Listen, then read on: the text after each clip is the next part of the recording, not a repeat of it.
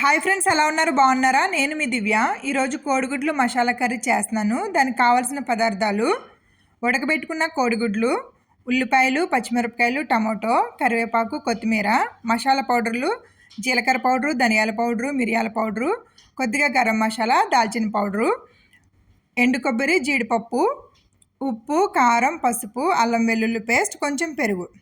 Stove వెలిగించి pan పెట్టుకుని oil వేసి, ఆయిల్ హీట్ అయిన తర్వాత ఉడకబెట్టిన కోడిగుడ్లు వేసుకుని కొద్దిగా పసుపు వేసి 2 నిమిషాలు అటు ఇటు కలుపుకుని గోల్డెన్ బ్రౌన్ వచ్చే వరకు ఆయిల్లో ఫ్రై చేసుకుని తీసి పక్కన పెట్టుకుందాం. ఇప్పుడు అదే ప్యాన్లో కట్ చేసి పెట్టుకున్న పచ్చిమిరపకాయలు, ఉల్లిపాయలు, కరివేపాకు వేసుకుని 2 నిమిషాలు అటు ఇటు కలుపుకుని కొంచెం అల్లం వెల్లుల్లి పేస్ట్, కొద్దిగా ఉప్పు వేసుకుని 2 నిమిషాలు మగ్గనిద్దాం.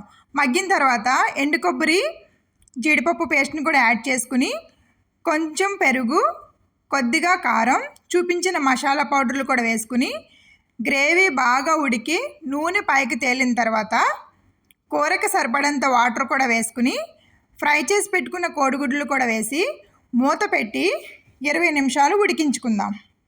ఈ కర్రీ చపాతీలోకైనా రైస్లోకైనా బాగానే ఉంటుంది. అంతే ఫ్రెండ్స్, కోడిగుడ్ల మసాలా కర్రీ రెడీ. ఇలాంటి మరికొన్ని వీడియోల కోసం మన ఛానల్ని సబ్స్క్రైబ్ చేయండి. బాయ్.